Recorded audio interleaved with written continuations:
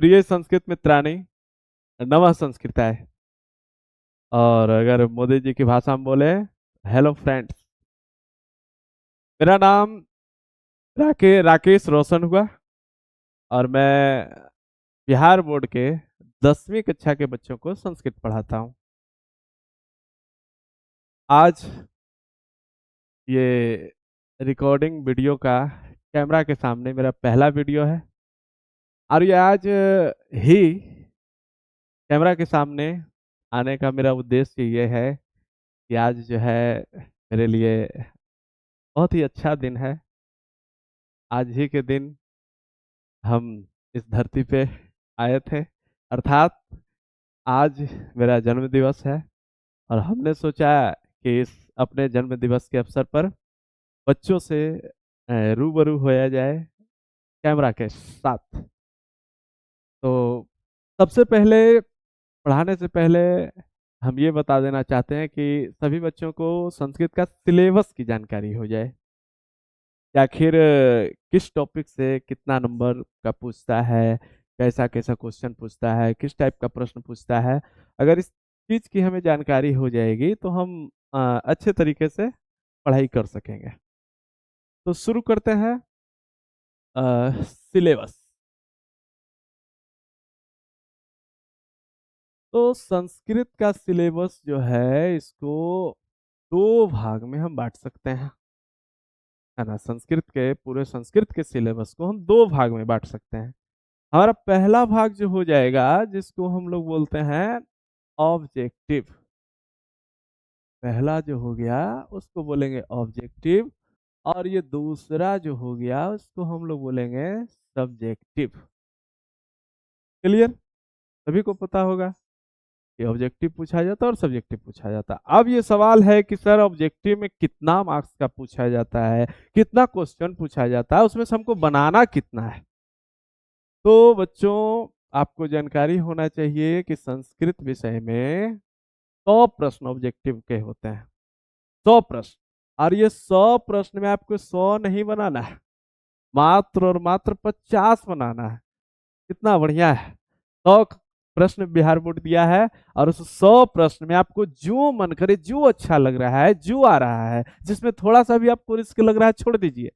क्यों? क्योंकि बोर्ड ही कह रहा है कि बाबू हम 100 प्रश्न दिए हैं, इसमें से मात्र 50 ही तुम बनाओ, बस।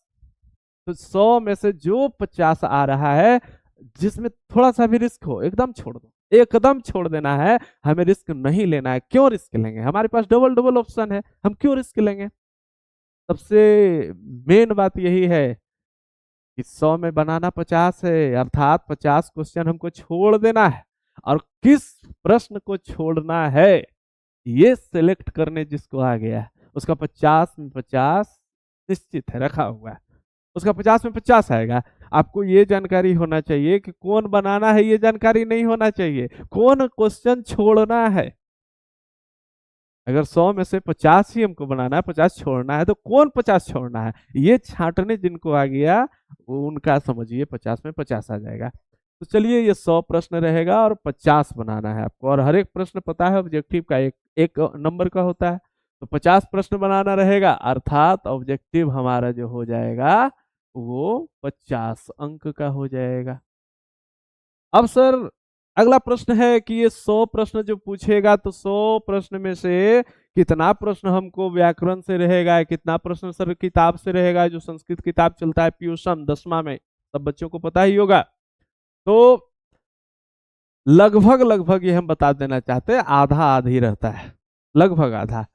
अगर दो टाइप का प्रश्न इसमें पूछेगा, एक पहला हो गया जो है किताब और दूसरा जो हो गया बाबू व्याकरण।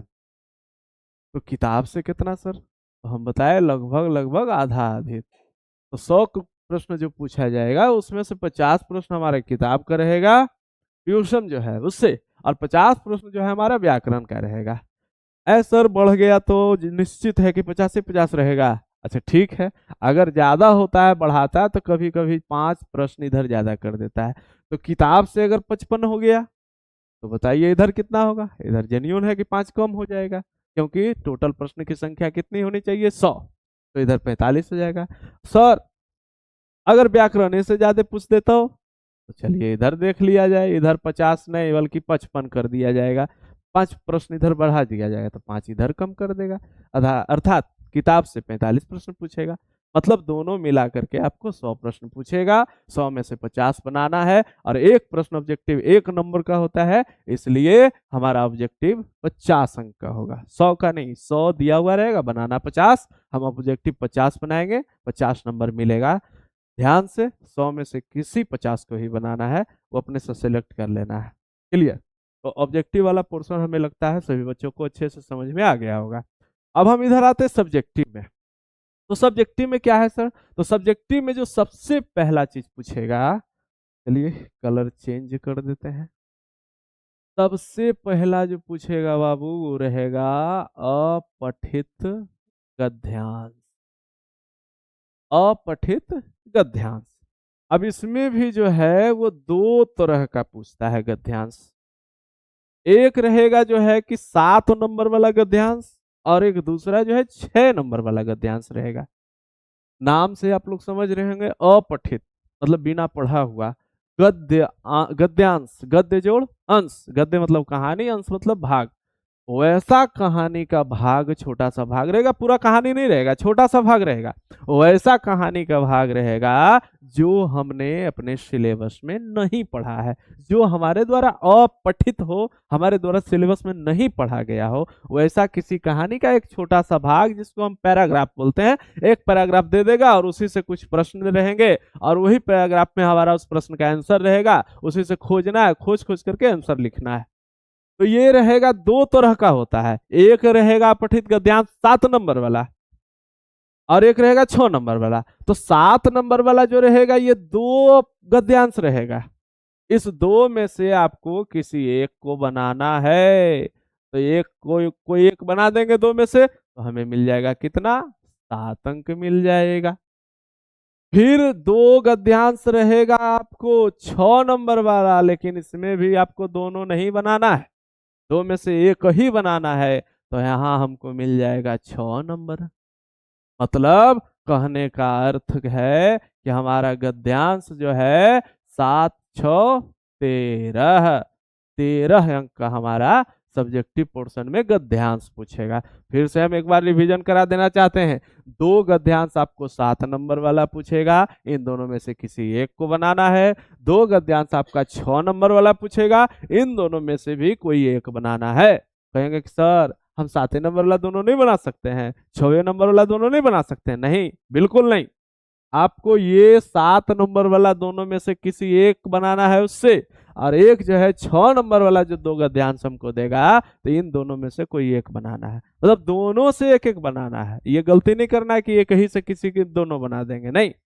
2 दिया है, एक बनाएंगे, यहाँ भी 2 देगा 6 नंबर वाला, उससे भी एक बनाएंगे। 13 नंबर का हमारा अपठित गद्यांश हो गया। इसके बाद जो हम दूसरा आएंगे तो इसमें रहेगा हमारा पत्र लेखनम। जो पत्र लिखना होता है प्रधानाचार्य के पास, बड़े भाई के पास, पिताजी के पास, माताजी के पास, इस टाइप का कुछ पत्र लिखने वाला आएगा। तो ये पत्र लिखने के लिए हमें 4 देगा, 4 पत्र देगा, और 4 में हमको 2 ही लिखना है। 4 में से जो आ रहा है वो 2 हम लिख देंगे, और एक पत्र जो है हमारा बाबू वो होता है 4 नंबर का। तो 2 पत्र हमको लिखना रहेगा, तो 2 गुना 4 अंक, मतलब हो गया 8 अंक। तो 8 नंबर का हमारा पत्र लेखन रहेगा। क्लियर? कोई दिक्कत नहीं ना? चलिए तीसरा आप पढ़ते हैं। तीसरा जो आएगा वो अनुच्छेद लेखनम। तीसरा जो आएगा अनुच्छेद लेखनम, तो हम लोग निबंध बोलते हैं हिंदी में, गांव देहात की भाषा में बोला जाए तो लेख, जिसको कहते हैं लेख। लेख लिखना, निबंध लिखना रहेगा, अनुच्छेद लिखना रहेगा। लेकिन ध्यान देना है संस्कृत में लिखना है, हिंदी में नहीं। और 7 वाक्य कम से कम कहता है, 7 वाक्य में जैसे दे देगा, ये रहेगा आपको 5 दिया हुआ, 5 में से किसी एक पर लिख देना है।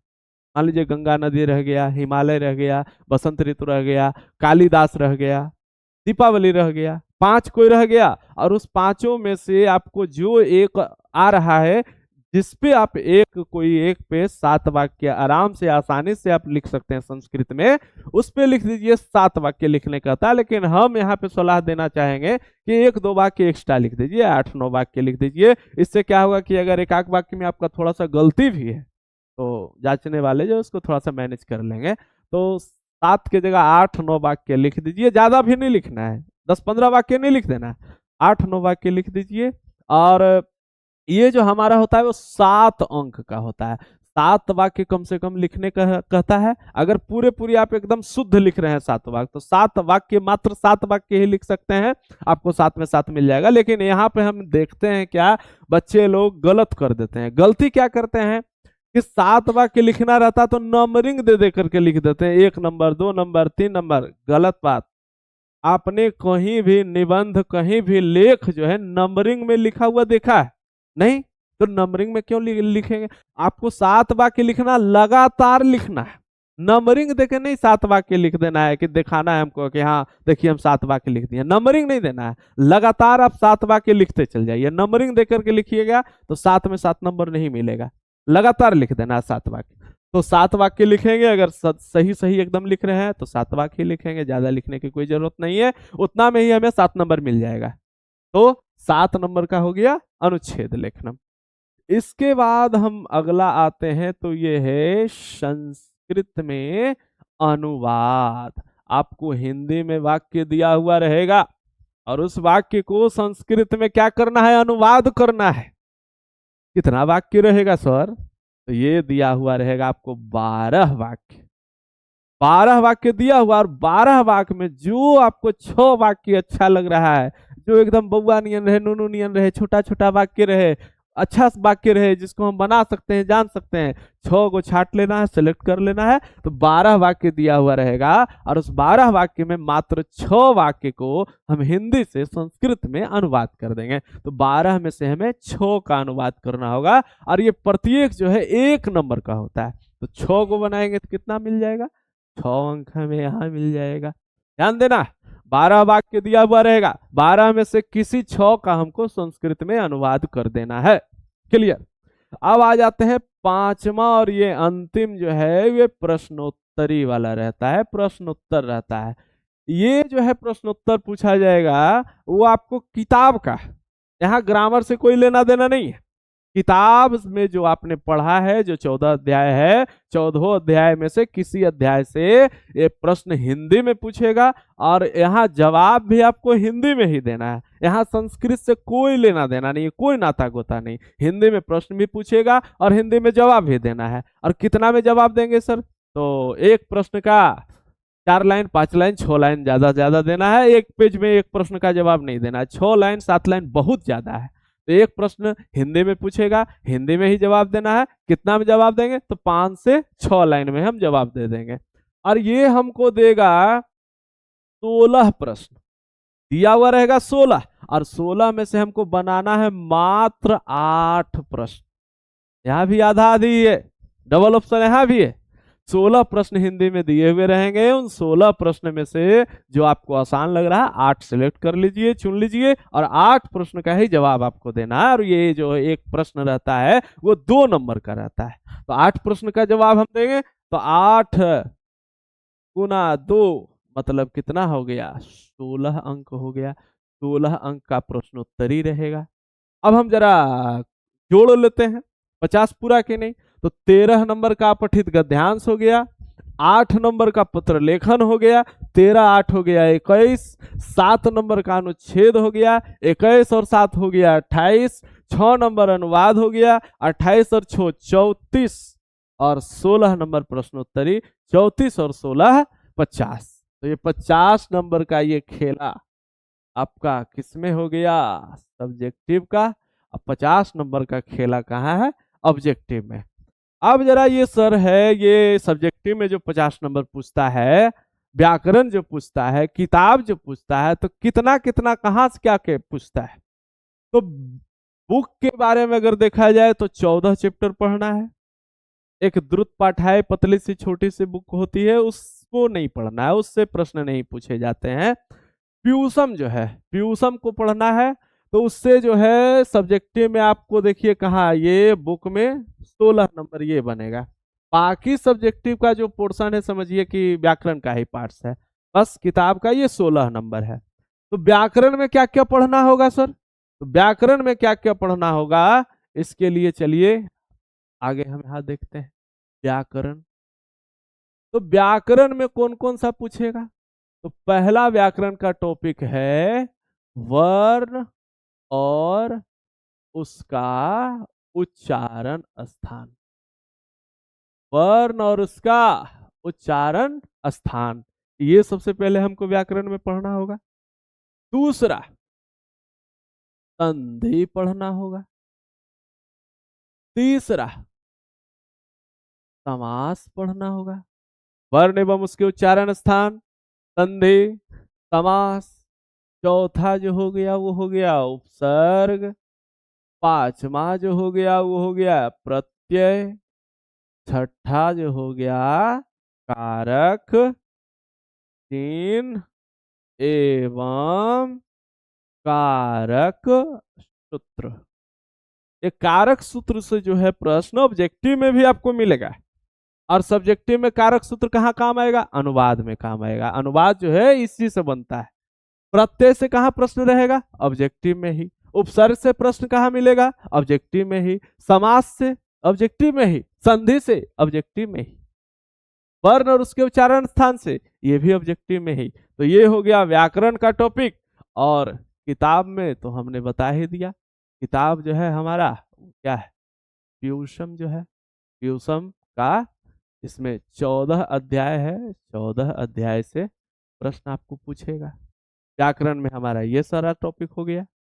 तो हमें लगता है कि अब जो है बिहार बोर्ड के लिए 10वीं कक्षा के लिए संस्कृत में सिलेबस आप अच्छा से समझ गए होंगे। सिलेबस समझने में कोई परेशानी आपको नहीं हो रही होगी, क्योंकि ये मेरा पहला वीडियो है और आज ही आने का उद्देश्य भी हमने बता दिया। आज मेरा जन्म दिवस है, तो आगे अगर ये वीडियो आपको अगर अच्छा लगता है और अगर आप चाहते हैं कि आगे भी हम इसी तरह के वीडियो लाते रहें, तो अगला जो है ये सिलेबस का तो वीडियो कंप्लीट हो गया। अब अगला जो है हम किस टॉपिक पे वीडियो लाएं, किस चीज पे हम अगला वीडियो लाएं, वो आप लोग कमेंट करके बताइएगा। कमेंट में करके बताइए कि अगला वीडियो जो है हम किस टॉपिक पे लाएं, और कमेंट में देखा जाएगा जिस टॉपिक का भी ज़्यादा मांग होगा उस टॉपिक पे हम अगला वीडियो बनाएंगे। तो ये वीडियो को हम यहीं पे समाप्त करते हैं। अगर वीडियो अच्छा लगे तो हमारे चैनल को लाइक कीजिए, सब्सक्राइब कीजिए, कमेंट कीजिए। वीडियो अच्छा लग रहा है तो उसको शेयर भी कर सकते हैं आप अपने दोस्तों मित्रों के साथ। ठीक है, धन्यवाद।